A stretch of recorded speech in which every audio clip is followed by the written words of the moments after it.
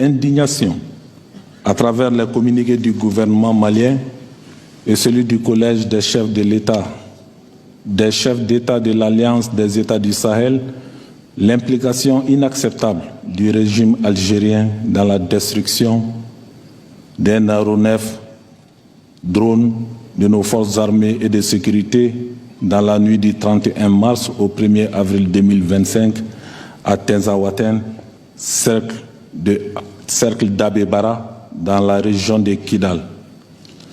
Le Conseil national de transition condamne avec la dernière rigueur cet acte hostile et inamical du régime algérien. Par cet acte, la preuve est désormais établie que les autorités algériennes soutiennent et encouragent le terrorisme international.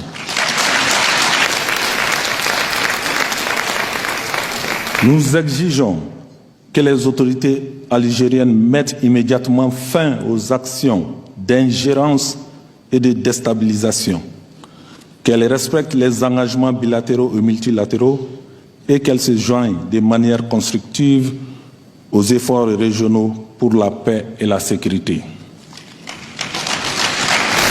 Le Conseil national de transition soutient totalement et entièrement toutes les décisions du gouvernement de la République du Mali et celles du Collège des chefs d'État de l'Alliance des États du Sahel, libellées dans les différents communiqués. Nous invitons nos populations à la vigilance et à la mobilisation autour des forces de défense et de sécurité des États de l'AES qui restent déterminés à assurer la défense de chaque portion de notre territoire commun et à garantir la sécurité de tous nos concitoyens.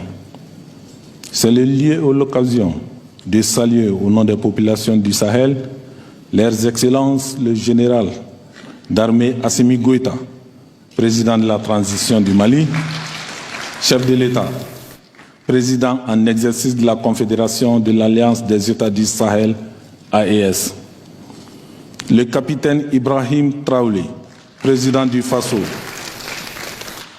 Le général d'armée Abdourahmane Tchani, président du Conseil national pour la sauvegarde de la patrie, CNSP, pour toutes les initiatives dans le but de faire de la Confédération une réalité et une entité avec laquelle il faut désormais compter.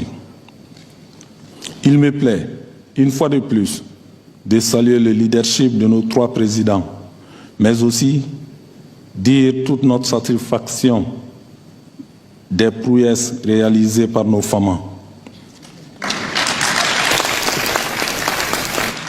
Les forces coalisées des pays du Sahel continuent de terroriser les terroristes partout, à travers le Burkina Faso, le Mali et le Niger, et cela dans le strict respect du droit international humanitaire.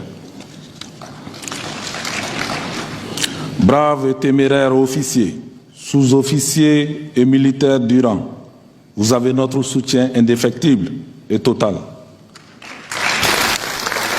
Et nous savons que vous êtes à hauteur de mission. Se sacrifier pour son pays est une noble tâche. Ceux qui sont morts les armes à la main n'ont pas connu de trépas inutiles. Nos cœurs illuminent de leurs serments prêtés. Couchés sur l'ombre de la mort, vos mains blanches, auréolées de gloire resplendissent au fronton de l'histoire. Vous êtes nos immortels dont les rêves se mélancolisent. Vos braves noms sont inscrits au panthéon des peuples. Braves soldats, je vous salue du fond de vos tombes obscures, des Cailles à Tinzaouaten, des Taoudéni à Sikasso. Vos sacrifices ne seront pas vains. Je vous salue et je vous salue. Dormez en paix. Nous profitons de cette occasion pour apporter tout notre soutien au peuple de Palestine qui, chaque jour, compte ses morts et ses blessés fauchés sous les bombes assassines et lâches.